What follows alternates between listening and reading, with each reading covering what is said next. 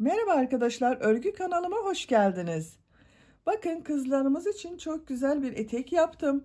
Ben bugün kırmızı renk ile yaptım. Ama siz bunu istediğiniz renklerle yapabilirsiniz. Tercihinize göre istediğiniz renkleri kullanarak yapabilirsiniz. Bu eteğimizin örgüsü çok kolay. Belli aralıklarla arttırma yapıyoruz. Bakın böyle açılan bir etek elde ediyoruz. Kız bebeklerimizin, kız çocuklarımızın seveceği bir etek. Bu eteği doğduğu andan itibaren örerek giydirebilirsiniz. İstediğiniz yaş aralığına göre, kızınızın bel ölçüsüne göre başlangıcını yaparsınız. İstediğiniz yaşlara göre bu eteği yapabilirsiniz. Kendiniz için de yaparak anne kız kombin olarak da kullanabileceğiniz güzel, kullanışlı bir model. Ben bugün bu eteği 1-2 yaş aralığında bebek ölçüsünde anlatıyorum ve arttırmaları 4 trabzan, 2 zincir, 4 trabzan sırasından itibaren bıraktım. Siz daha büyük bebekleriniz, kız çocuklarınız için yapıyorsanız buradan itibaren 5 trabzan, 2 zincir, 5 trabzan olarak arttırma yaparsınız ve örgüye devam edersiniz. O zaman eteğinizin ölçüsü büyük olacaktır. Bu eteğin örgüsünde ben bir adet ip kullandım. Yeterli geldi arkadaşlar. Naku Bebe yüzün ipi var, bakın bunu kullandım. Kullanmış olduğum ip ince dokulu bir ip. 100 gram iplik üzerinde 360 metre iplik var. Siz daha kalın bir ip kullanıyorsanız bir iplik yetmeyecektir. İkinci yumağa ihtiyacınız olacaktır. Tığ olarak da 3-3,5 milimlik tığ yazıyor. Sizin de kullanmış olduğunuz iplik üzerinde kaç numara tığ kullanmanız gerektiği tavsiye edilmektedir. O tavsiye edilen tığ numarasını kullanırsanız ve elinizin sıklığına uygun bir tığ kullanırsanız çok daha iyi olur. Ben 3 milimlik tığ kullandım. Siz bu eteği istediğiniz marka iplik ve renkleri kullanarak örebilirsiniz. Tek dikkat etmeniz gereken arkadaşlar, çok kalın iplik kullandığınız zaman etek dökümlü durmayacaktır. İpiniz ne kadar ince olursa eteğiniz o kadar dökümlü olacaktır. Dökümlü bir model çünkü. Bu eteğimize takım olarak bakın güzel bir saç bandım var. Ben bu saç bandının anlatımını da yaptım, YouTube kanalıma yükledim. Bu saç bandından yapmak isteyenler için ben bu saç bandının olduğu YouTube linkini de bu eteğin olduğu videonun açıklama bölümüne ekliyorum. Siz izlemekte olduğunuz bu videonun sağ alt köşesinde bulunan küçük üçgen şekline tıklarsanız orada bulunan bakın bu saç bandının YouTube linkine tıklarsınız ve siz de kızınız için böyle güzel bir saç bandı yapıp takım yapabilirsiniz. Eteğin belinde bu şekilde kullanılmak üzere biraz dantela ve kurdale kullandım. Burası tamamen tercihinize kalmıştır. Siz isterseniz bunu yapmayabilirsiniz veya başka ip kordonlar da kullanabilirsiniz. Eteğin bel örgüsünü düğmeli yaptım ben, bakın bu şekilde arkadaşlar. Bu şekilde anlatıyorum size, bebeğe giydirip çıkarması kolay olsun diye. Siz de bunun gibi bir adet düğme dikebilirsiniz. Ölçüsünü de vereyim başlamadan önce, fikriniz olsun. Bu etek yüksekliği tamamen tercihinize kalmıştır. Siz daha mini veya daha uzun da yapabilirsiniz. Yüksekliğini ölçüyorum. Bakın başlangıçtan itibaren 25 santim. Enini ölçüyorum. Buradan ölçtüğüm zaman bakın 23 santim. Açılan bir etek modeli arkadaşlar, çok dökümlü ve çok güzel duruyor bakın. Malzemelerimizi söyledik, ölçülerimizi verdik. Hazırsak hep birlikte bu güzel eteğimizin örgüsüne başlayalım.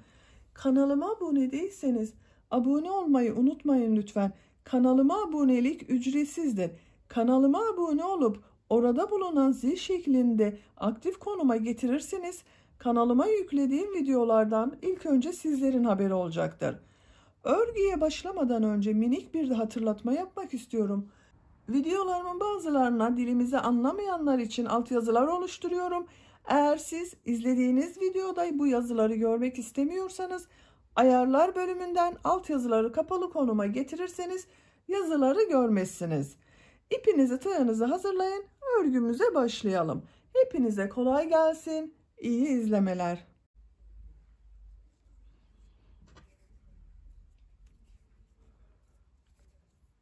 Tek örgüsüne bel lastiği için zincir yaparak başlıyoruz. Zincir yapabilmek için ben ilk ilmeği bakın bu şekilde yapıyorum. Size nasıl kolay geliyorsa ilk ilmeği o şekilde oluşturabilirsiniz. Zincirleri yapmaya başlıyorum.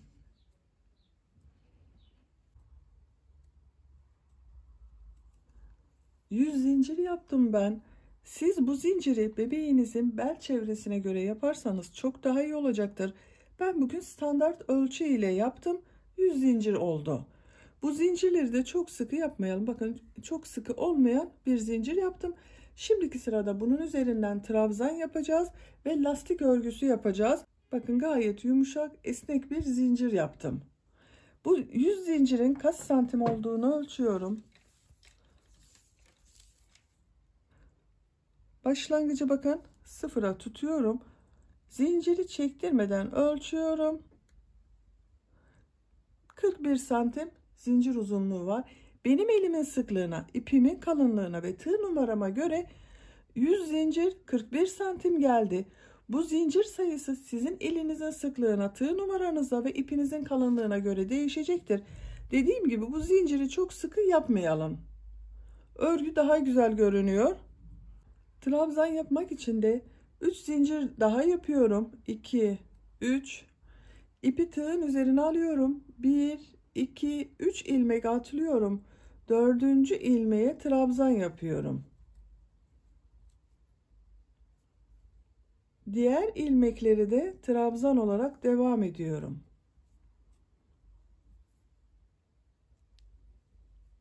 Zincirler üzerine bakın trabzan yapıyorum. Zincir çok sıkı olmadığı için kolay yapıyorum.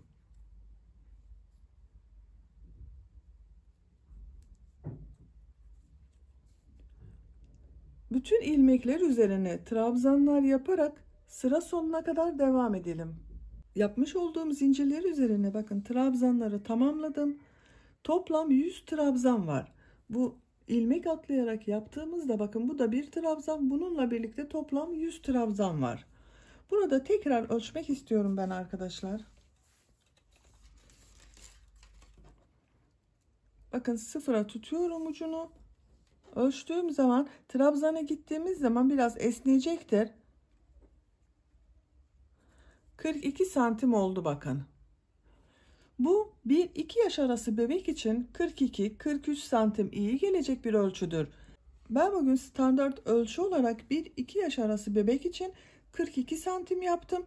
Siz bebeğinizin belini ölçün. Eğer bebeğiniz yanınızda yoksa standart ölçüleri size söylüyorum bakın.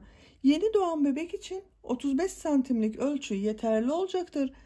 Bu eteği 3-6 aylık bebek için yapıyorsanız 38 santim yeterli olacaktır. 6-12 aylık bir bebek için yapıyorsanız 40 santim yeterli bir ölçü olacaktır. 1-2 yaş arası da 42-43 santim iyi olur arkadaşlar. 2 yaşından sonra 3 yaşa kadar olan ölçüyü de 45-50 santim yaparsanız çok iyi olacaktır. Bu size söylemiş olduğum ölçüler standart ölçüler. Bu ölçü bebeğinizin gelişimine göre de değişecektir. Bunu da unutmayalım. İkinci sıradayız. İkinci sırada bir ters bir düz örgüler yapacağız. Bir zincir yapıyorum. Örgüyü çeviriyorum. İlk 4 trabzanı düz trabzanlar yapıyorum. Buraya düğme dikeceğiz. Bu eteğin belini düğmeli yapacağız arkadaşlar. İlk ilmeğe trabzan yaptım. İkinci ilmeğe trabzan yaptım. Üçüncü ilmeğe trabzan yaptım. Dördüncü ilmeğe trabzan yaptım. Burada bakın 4 ilmeği trabzan olarak yaptık. Buraya düğme dikeceğiz. Diğer ilmekleri bakın 5. ilmeği trabzanı tığ boşluğa takıyorum. Boşluktan alıp trabzan yapıyorum. Bu trabzanları da çok sıkı yapmayalım. Lastik örgüsü olacağı için. İkinci trabzanı bakın ters taraftan boşluktan alıyorum. Trabzan yapıyorum. Düz taraftan boşluktan alıyorum. Trabzan yapıyorum. Ters taraftan boşluktan alıyorum. Trabzan yapıyorum. Bir düz bir ters boşluklardan ilmek alarak trabzan yapıyorum.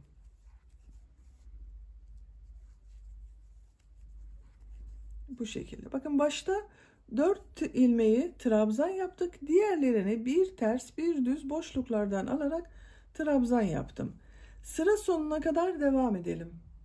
İkinci sırada trabzanları bir ters bir düz boşluklardan alıp trabzan yaparak bakın sıra sonuna geldim. Bu şekilde gördüğünüz gibi lastik örgüsünü elde ettik. En son bakın 3 ilmek atlayarak oluşturduğumuz trabzan kaldı. Bunu da boşluktan alıyorum.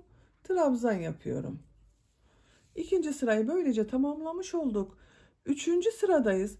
Üçüncü sırada trabzanları nasıl görüyorsak o şekilde boşluklardan alarak trabzan yapacağız. Bu gördüklerimizi bir ters bir düz boşluklardan alıp yapacağız. Sıra sonunda bakın burada bulunan bu düz trabzanı da tepe noktasına batarak trabzan yapacağız. 3 zincir yapıyorum. Örgüyü çeviriyorum. İlk gördüğüm bakın ters tarafta görünüyor. Ters taraftan boşluktan alıp trabzan yapıyorum. Diğeri düz tarafta görünüyor. Düz taraftan boşluktan alıp trabzan yapıyorum. Ters tarafta görünüyor. Ters taraftan boşluktan alıp trabzan yapıyorum. Düz görünüyor. Düz taraftan boşluktan alıp trabzan yapıyorum. Ters de görünüyor. Ters taraftan boşluktan alıp trabzan yapıyorum.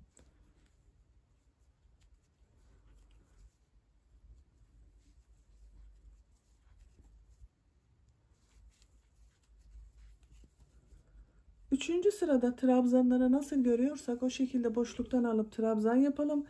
Sıra sonunda bu 4 ilmeği tepe noktasına batarak yapalım. Zincir çekip geriye dönelim.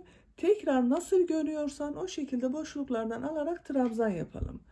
Lastik örgüsü artık bu şekilde devam edecek arkadaşlar. Yapacak olduğunuz bebeğin büyüklüğüne ve tercihinize göre sıra sayısı değişecektir. Benim yapacağım ölçüde bir etek için 5-6 sıra yeterli olacaktır. Bu şekilde trabzanları nasıl görüyorsam boşluklardan alıp trabzan yaparak istediğimiz ölçüye kadar tamamlayalım. Lastik örgüsünü yeterince ördüm. Kaç sıra ördüğümü sayıyorum. 1, 2, 3, 4, 5 sıra sonunda benim için gerekli yüksekliği elde ettim. Santimetre olarak da ölçmek istiyorum arkadaşlar. Bakın lastiğin genişliğini ölçüyorum. 4 santim genişlik var. Siz isterseniz bir sıra daha lastik örgüsü yapabilirsiniz ama ben bunu yeterli görüyorum. İpi burada kesiyorum.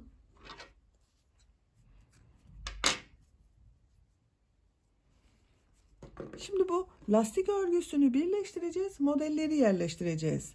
Bakın kesmemizin sebebi bu, şu şekilde üst üstüne gelmesi gerekiyor. Üst üstüne getiriyorum. Model yerleştirmek için bakın buradan lastik örgüsünün olduğu taraftan başlangıç yapacağız. Buraya düğmelerini dikeceğiz. Buranın altta kalması gerekiyor. Alt tarafta kalacak. Bu lastikli bölüm üst tarafa gelecek şekilde birleştiriyoruz. İlk ilmeğe tığ takıyorum bakın. Lastik örgüsünün olduğu taraftan ilk ilmeğe tığ taktım. Buradan sayıyorum bakın. Düz trabzanlar yapmıştık. 1, 2, 3, 4. ilmeğe tığ takıyorum. Burayı birleştireceğiz. İp alıyorum. 2 ilmeğin içerisinden birlikte geçirdim. Bir zincir yaptım, sağlamlaştırdım. Bakın bu iki bölümü birleştirdik. Buranın örgüsü de düzgün görünüyor. Bakın lastik örgüsü birbirini takip ediyor görünüyor. 3 zincir yapıyorum. İpi tığın üzerine alıyorum. İlk ilmeğe bakın aynı ilmek içerisine bir trabzan daha yapıyorum. Bu sırada 2 trabzan, ikili zincir, 2 trabzan şeklinde model yerleştirmeleri yapacağız. İlk modeli bakın bu ilk ilmeğin içerisine yapıyorum.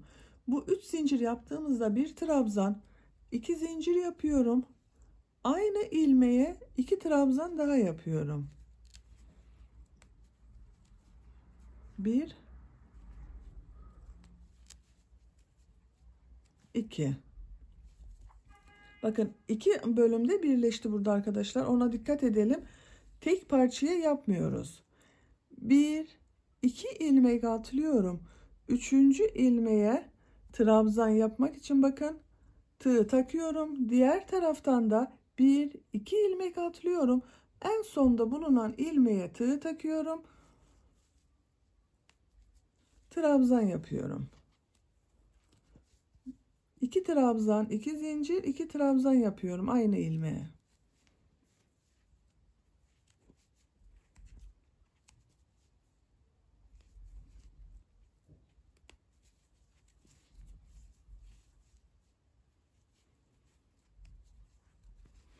Bakın 2 model yaparak burayı da birleştirmiş olduk. İpi tığın üzerine alıyorum. 2 ilmek atlıyorum. Artık bakın tek devam ediyor. Birleşti burası. İkisi burada bekliyor. 2 ilmek atlıyorum. 3. ilmeğe 2 trabzan, 2 zincir, 2 trabzan yapıyorum.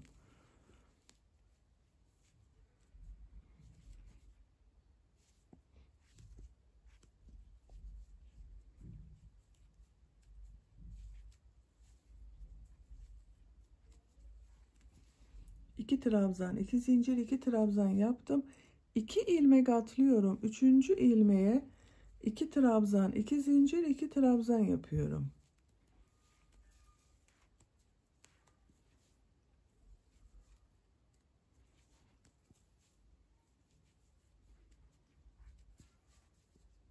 İki ilmek atlıyorum. 3. ilmeğe 2 trabzan, 2 zincir, 2 trabzan yapıyorum.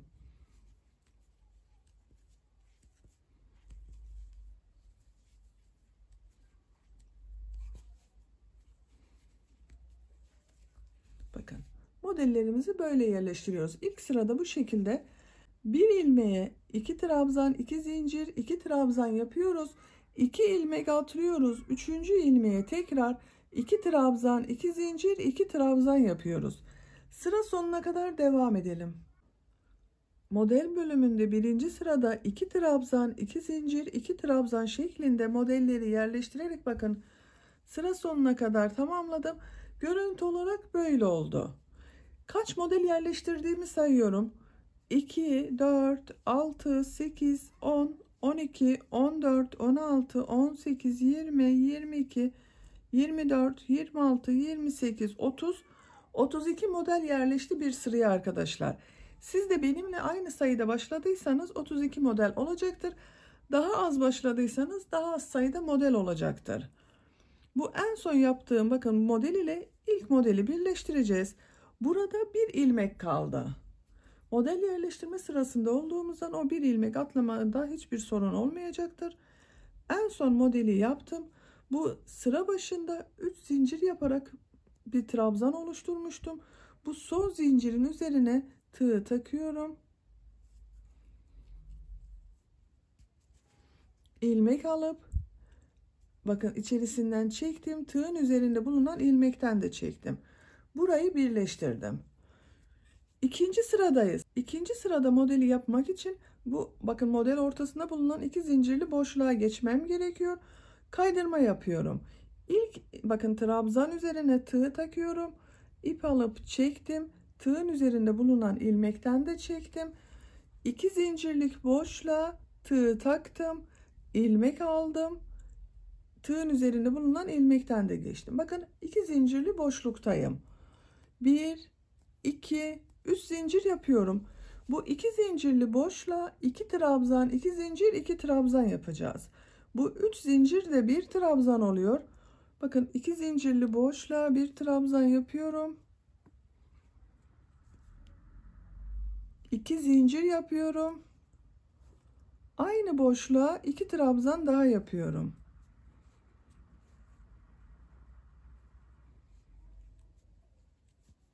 İki trabzan, 2 zincir, 2 trabzan oldu. Diğer modele 3 trabzan yapacağız. İpi tığın üzerine alıyorum. 3 trabzanın İkisini bakın bu iki zincirli boşluğa yapacağız. Birisinde burada bulunan trabzanın, son trabzanın üzerine yapacağız. İlmek olarak sayalım. Bakın 1, 2, 3 ilmeği atlıyorum. Diğer model ortasında bulunan, bakın bu iki zincirden önceki trabzanın üzerine bir trabzan yapıyorum. 2 zincirli boşluğa 2 trabzan, 2 zincir, 2 trabzan yapıyorum. 1, 2. Bakın 3 trabzanı elde ettim. 2 zincir yapıyorum. Bu 2 zincirli boşluğa 2 trabzan yapıyorum. 1, 2, üçüncü trabzanı bakın takip eden bu trabzanın üzerine yapıyorum. Bu modelde 3 trabzan, 2 zincir, 3 trabzan yaptık. İpi tığın üzerine alıyorum. Bakın bunun sadece 2 zincirli boşluğa 2 trabzan yapıyorum. Aynı bunun gibi. Model ortasında bulunan 2 zincirli boşluğa 2 trabzan, 2 zincir, 2 trabzan yapıyorum.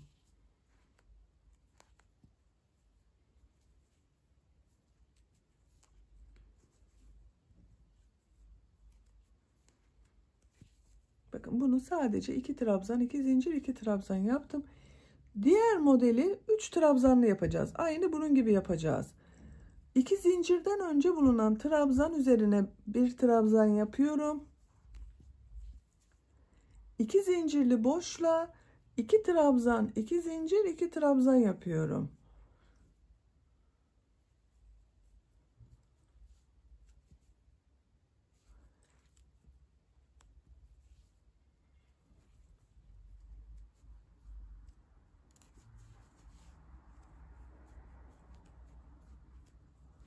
Üçüncü trabzanda bakın 2 zincirden sonra bulunan bu trabzanın üzerine yapıyorum. Bu modelimizde 3 trabzan, 2 zincir, 3 trabzan oldu. Diğer modeli ortada bulunan bakın 2 zincirli boşluğa 2 trabzan, 2 zincir, 2 trabzan yapıyorum.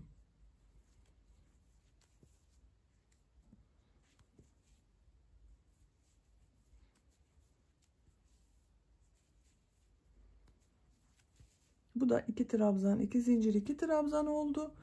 Bu modeli 3 trabzanlı yapıyoruz. Bakın 2 zincirden önce bulunan trabzan üzerine bir trabzan yapıyorum. 2 zincirli boşluğa 2 trabzan yapıyorum. 3 trabzan burada oluştu. 2 zincir yapıyorum. Bu 2 zincirli boşluğa 2 trabzan yapıyorum.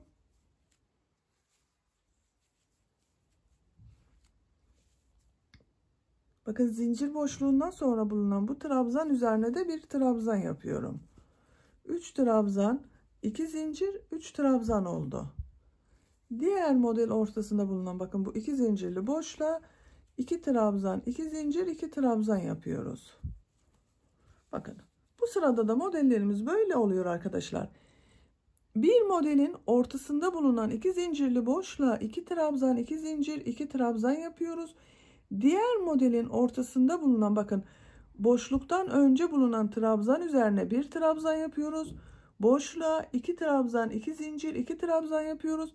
Bir de zincirden sonra bulunan bu trabzan üzerine bir trabzan yapıyoruz. Toplam 3 trabzan, 2 zincir, 3 trabzan oluyor.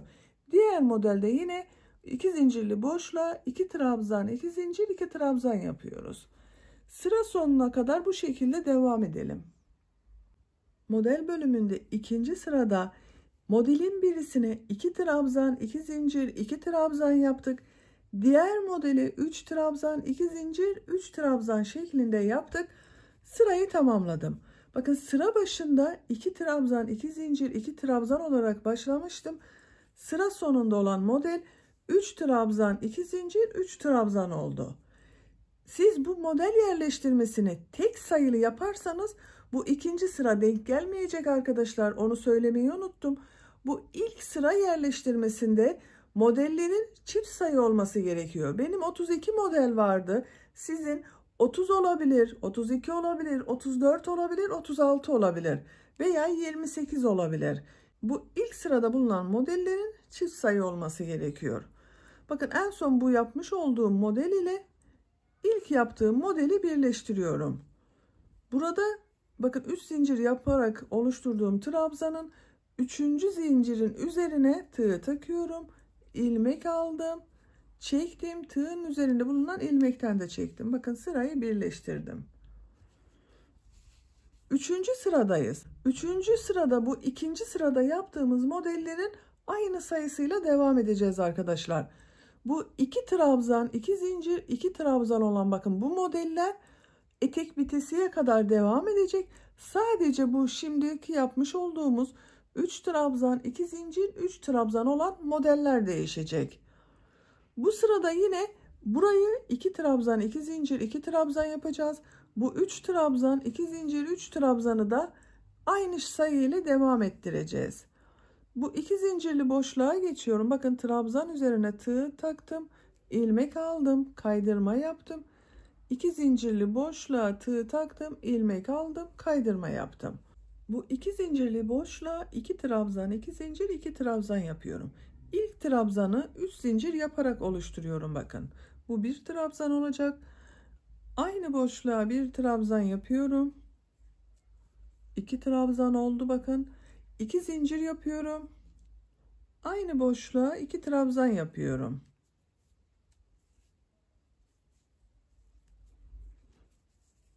İki trabzan, 2 zincir, 2 trabzan oldu burası. Bu modeli yine 3 trabzan, 2 zincir, 3 trabzan şeklinde yapacağız. İpi tığın üzerine alıyorum. Bakın 1, 2, 3 ilmek atlıyorum. Burada bulunan bu 2 trabzanın üzerine trabzan yapıyorum. 1, 2, bu zincirli boşluğa bir trabzan yapıyorum. Bakın bu sırada boşluğa bir trabzan yaptık. 2 trabzanın üzerine 2 trabzan yaptık. 3 trabzan oluştu. 2 zincir yapıyorum. 2 zincirli boşluğa bir trabzan yapıyorum.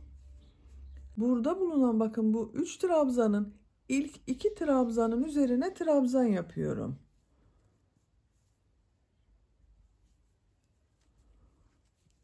Bak sonda bulunan trabzanın üzerine yapmıyorum, onu atlayacağız. 3 trabzan, 2 zincir, 3 trabzan oldu. İpi tığın üzerine alıyorum. Bu 2 zincirli bakın 2 trabzan, 2 zincir, 2 trabzan olan modelin ortasında bulunan boşluğa 2 trabzan, 2 zincir, 2 trabzan yapıyorum.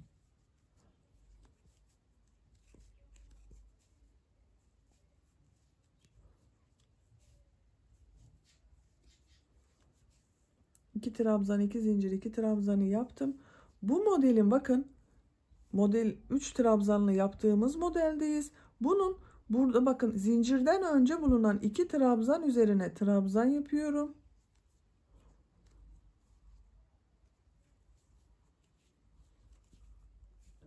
İki zincirli boşluğa bir trabzan yapıyorum.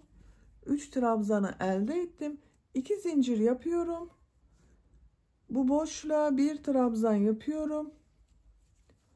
Takip eden bakın bu 2 ilmek üzerine trabzan yapıyorum.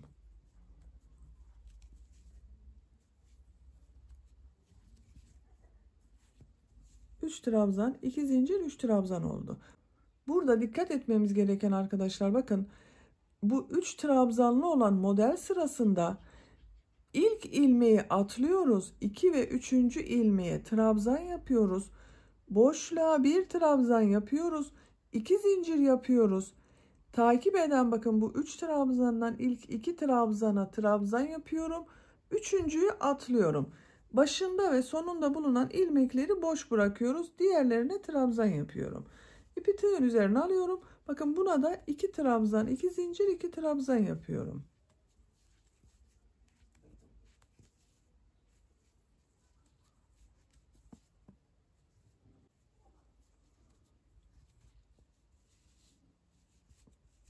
Bu şekilde devam edeceğiz arkadaşlar. 2 trabzan, 2 zincir, 2 trabzan olan bakın bu sıranın aynı şekilde devam ediyoruz.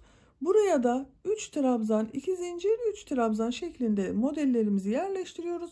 Sıra sonuna kadar devam edelim. Model sırasının 3. sırasında da bakın bu 2 trabzan, 2 zincir, 2 trabzan olanlar aynı oldu yine. Bu 3 trabzan, 2 zincir, 3 trabzan olanları da yaparak sıra sonuna kadar geldim. En son model ile ilk modeli birleştiriyorum. Kaydırma yaparak bakın sırayı birleştirdim. 4. sıradayız. Model sırasının 4. sırası. Kaydırma yapıyorum. Bu ilk modelin ortasında bulunan 2 zincirlik boşluğa geçiş yapıyorum. Bakın buradayım. 1, 2, 3 zincir yapıyorum. Bu boşluğa bir trabzan yapıyorum. 2 zincir. Aynı boşluğa 2 trabzan daha yapıyorum. Burası değişmedi. Bakın aynı oldu. Burada yine 3 trabzan, 2 zincir, 3 trabzan yapacağız. 1, 2 bakın 3 ilmeği atlıyorum. Burada bulunan 3 trabzanın ikinci ilmeğine trabzan yapıyorum.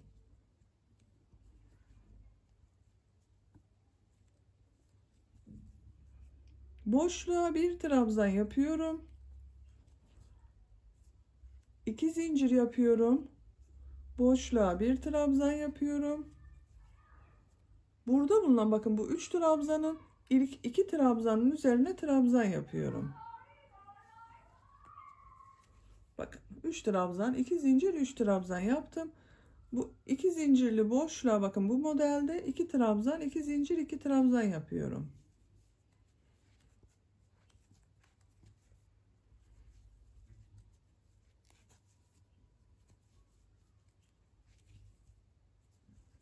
Diğer modelde yine 3 trabzan, 2 zincir, 3 trabzan yapıyorum.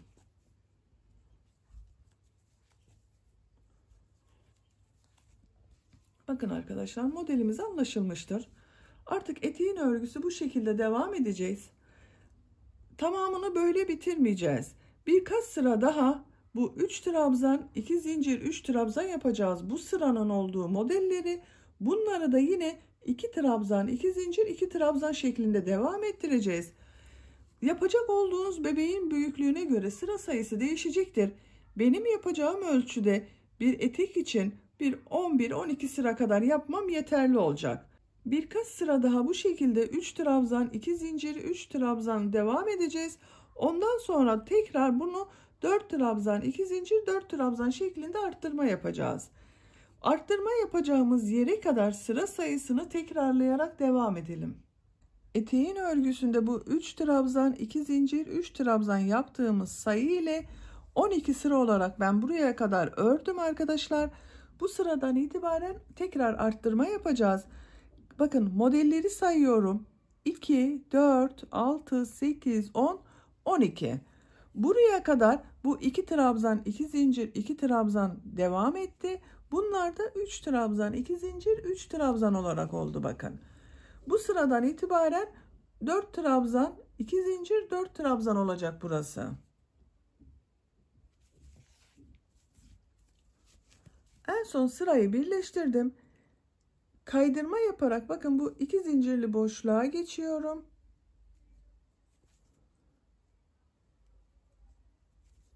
Buraya 2 trabzan, 2 zincir, 2 trabzan yapıyorum. 3 zinciri yaptım. Bakın ilk trabzan.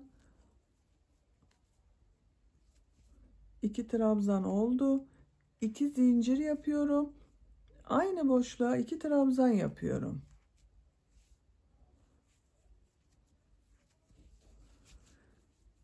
Bu 3 trabzan, 2 zincirli 3 trabzan yaptığımız modeli 4 trabzan yapmak için yine bakın bu ilk ilmeği atlıyorum. İkinci ve üçüncü ilmeğe trabzan yapıyorum.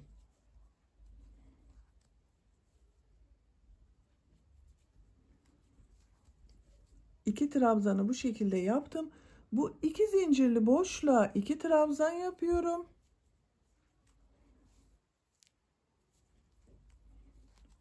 Burası bakın 4 trabzan oldu. 2 zincir yapıyorum. Bu boşluğa 2 trabzan yapıyorum.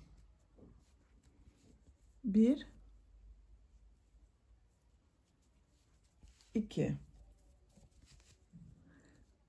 Bakın bu takip eden 2 ilmek üzerine 2 trabzan yapıyorum.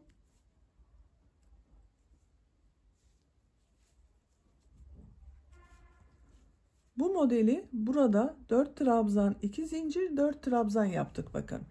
İlk trabzan ile son trabzanı atladık. Diğer 2 trabzanın üzerine trabzan yaptım. 2 zincirli boşluğa da 2 trabzan, 2 zincir, 2 trabzan yaptım. İpi tığın üzerine alıyorum. Bakın bu modelin ortasında bulunan 2 zincirli boşluğa 2 trabzan, 2 zincir, 2 trabzan yapıyorum.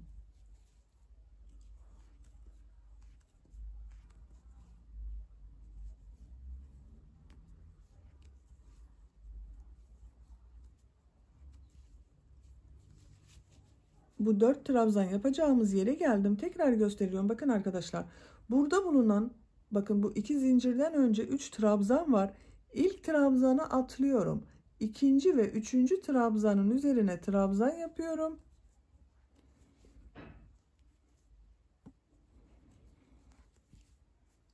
Boşluğa 2 trabzan yapıyorum.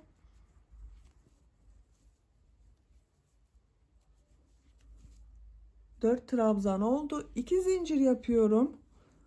Boşluğa 2 trabzan yapıyorum.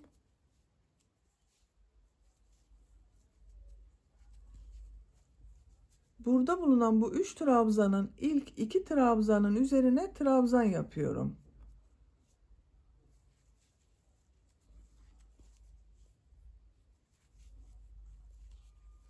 Dört trabzan da buraya yaptık. Bakın son ilmeğe trabzan yapmıyorum. Onu atlayacağız. Başta bulunan trabzana da trabzan yapmamıştım. Atladım. 2 zincirli boşluğa 2 trabzan, 2 zincir, 2 trabzan yapıyorum.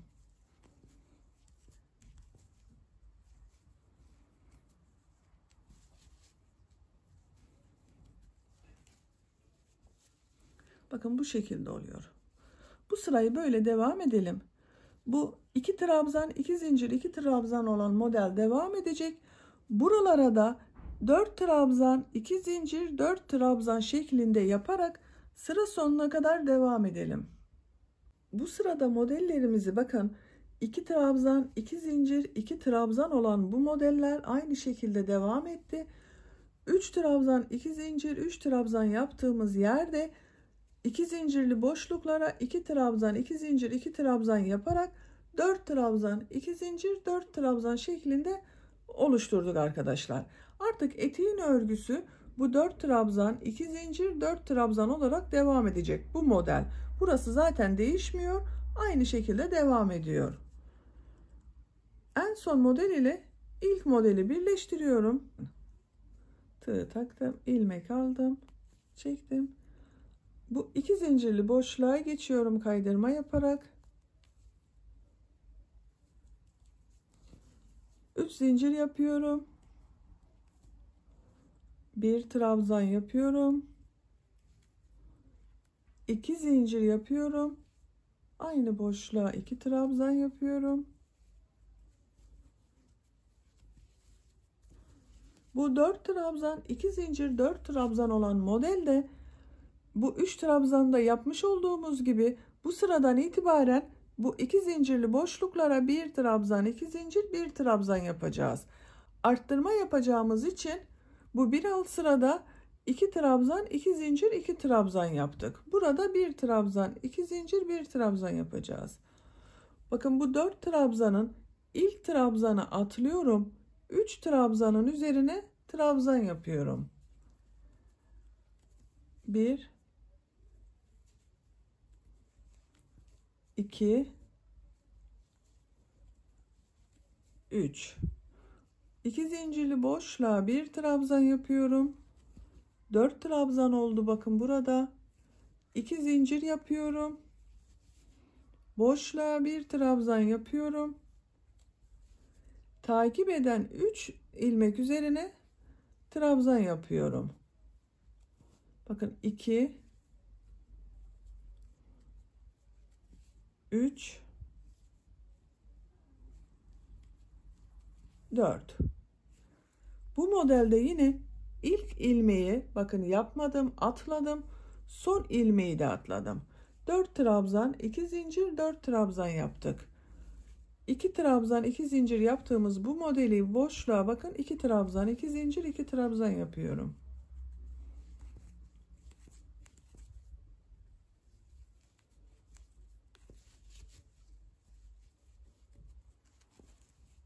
Buraya 4 trabzan yapmak için bakın burada zincirden önce bulunan 3 trabzan üzerine trabzan yapıyorum.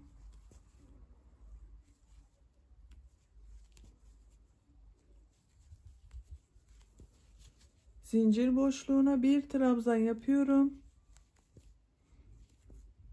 2 zincir yapıyorum. Zincir boşluğuna 1 trabzan yapıyorum. Burada bulunan bakın 3 trabzan üzerine trabzan yapıyorum.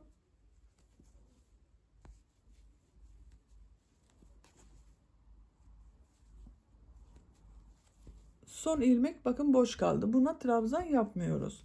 Burayı da 4 trabzan, 2 zincir, 4 trabzan oldu. Bakın modelimiz artık bu şekilde devam edecek arkadaşlar. Bu 2 trabzan, 2 zincir, 2 trabzan olarak devam edecek. Bu modelde 4 trabzan, 2 zincir, 4 trabzan olarak eteğin yüksekliğini bebeğinizin büyüklüğüne ve tercihinize göre istediğiniz kadar sıra sayısıyla tekrarlayarak tamamlayalım arkadaşlar. Eteğin yüksekliğini benim için gerekli yüksekliğe kadar ördüm. Kaç sıra ördüğümü sayıyorum. 2, 4, 6, 8, 10, 12, 14, 16, 18, 19. sıranın sonunda benim için gerekli yüksekliği elde ettim. Santimetre olarak da ölçüyorum. Bakın başlangıçtan itibaren ölçtüğüm zaman 23 santim etek yüksekliği var. Siz bu yüksekliği tercihinize ve bebeğinizin büyüklüğüne göre daha az veya daha çok sıra sayısı yapabilirsiniz. Daha çok yapmak istiyorsanız 1-2 sıra daha bu şekilde 4 trabzan, 2 zincir, 4 trabzan olarak devam edebilirsiniz. Veya daha küçük bebekler için yapıyorsanız 1-2 sıra daha önceden bırakabilirsiniz. Eteğin son sırası olarak dalga dalga görülen bir model yapmak istiyorum.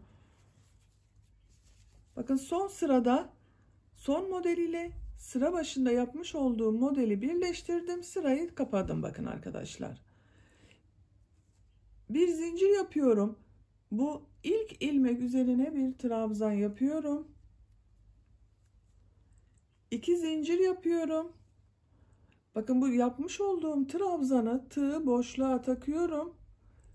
İlmek alıp burada bir pıtırcık yapıyorum. İpi tığın üzerine alıyorum. Diğer ilmeğe trabzan yapıyorum. 2 zincir yapıyorum. Aynı trabzanı boşluktan alıp pıtırcık modeli yapıyorum bakın. Bu 2 zincirli boşluğa geldim. Buraya da trabzan yaptım bakın. 2 zincir yapıyorum. Bakın tığı boşluğa takıyorum. İlmek alıyorum. Burada bir pıtırcık modeli oluşturuyorum. Aynı boşluğa bir trabzan daha yapıyorum.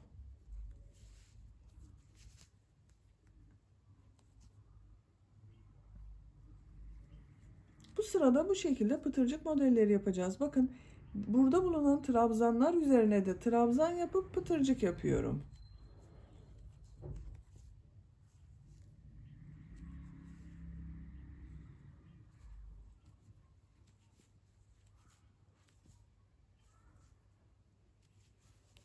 İlk modeli bakın 2 trabzan, 2 zincir, 2 trabzan olan modelimizi bu şekilde pıtırcık modellerini yaptım. İpi tığın üzerine alıyorum. Burada bulunan bakın bu 4 trabzan, 2 zincir, 4 trabzan olan modeldeyiz. İlk trabzanın üzerine trabzan yapıyorum. Pıtırcık modeli yapıyorum yine. Bu sırada her ilmeğe yapıyoruz. Bu zincirli boşluklarda ikişer defa pıtırcık modelleri yapıyoruz.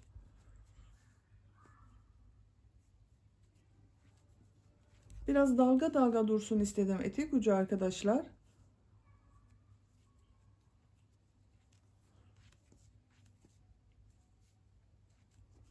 Bakın 2 zincirli boşluğa geldim. Buraya 2 pıtırcık modeli yapıyorum.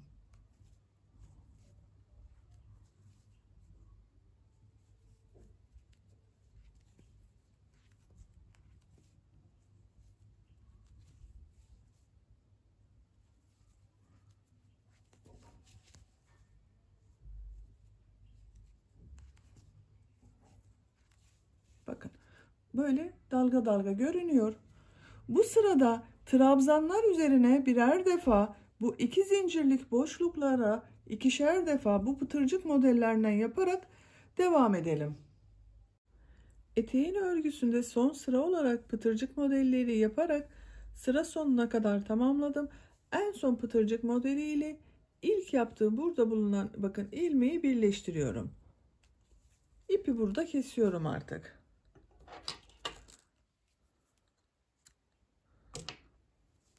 Böylece eteğimizin örgüsünü bitirmiş olduk. Bakın arkadaşlar, etek ucu dalga dalga oldu gördüğünüz gibi. Çok güzel oldu. Kırmızı seven arkadaşlar için çok güzel oldu. Siz bu eteği istediğiniz renklerle de yapabilirsiniz tabii ki. Tercihinize göre her renk ile uygulayabilirsiniz. Pembesi de çok güzel oluyor bu modelin arkadaşlar. Böylece eteğimizin örgüsünü bitirmiş olduk. Ben bakın böyle düğmesini de diktim. Düğme için herhangi bir delik yapmadım. Buradan bebeğin beline göre istediğiniz aralığa takabilirsiniz bakın. Bu lastik yaparken burada görünen bu trabzan aralıklarına istediğinizde takabilirsiniz. Bu düz yaptığım bakın trabzan yapmıştım. Oranın üzerine uç bölüme bir adet düğme diktim. Bunu bebeğin beline göre ister buradan takabilirsiniz, isterseniz uç noktasından nereden tercih ederseniz. Çok kullanışlı, çok rahat ve gördüğünüz gibi çok da kolay bir model arkadaşlar. Size bitmiş olarak ölçüsünü de vereyim. Bakın bel lastiği esnek oldu. Elastiki bir yapısı var. Düğme ile de kolayca giydirip çıkarabileceğiz. Buradan genişliğini ölçüyorum. Bakın ölçtüğüm zaman 22 santim. Etek ucundan açıldı bakın modelimize. Ben bunu bu ölçüde yaptım arkadaşlar. Siz daha büyük çocuklarınız için yapıyorsanız arttırma sırasını bakın ben bu 4 trabzan 2 zincir 4 trabzan da bıraktım. Siz buradan itibaren 5 trabzan 2 zincir 5 trabzan da yapabilirsiniz. Bu şekilde eteğin uzunluğunu uzatabilirsiniz. 5-6 sıra daha istediğiniz kadar uzatabilirsiniz. Anne kız kombin olarak da yapabilirsiniz siz bu eteği kızınızla birlikte. En geniş yerden bakın etek ucundan ölçtüğüm zaman açılan bir etek oldu. 48 santim. Bakın bu şekilde 48 santimlik bir genişlik var. Yüksekliğini ölçüyorum. Bakın bel lastiğinin başladığımız yerden itibaren ölçtüğüm zaman 25 santim etek uzunluğu var.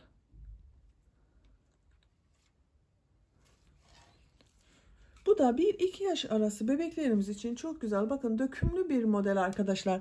Bu eteğin örgüsünde ince ip kullandığınız zaman daha dökümlü duruyor. Siz soruyorsunuz hangi ipleri kullanabilirim diye. İpiniz ne kadar ince olursa eteğin örgüsü de o kadar kibar görünüyor. Böylece bir örgü anlatımımızın da sonuna gelmiş olduk. Beni dinlediğiniz ve izlediğiniz için hepinize çok teşekkür ederim. Kanalıma abone değilseniz abone olmayı unutmayın lütfen. Kanalıma abone olup zil şeklinde aktif konuma getirirseniz bundan sonra kanalıma yüklediğim videolardan ilk önce sizlerin haberi olacaktır. Kanalıma abonelik ücretsizdir. Sizlerle yeni örgülerde görüşmek üzere. Hoşça kalın, sağlıkla kalın.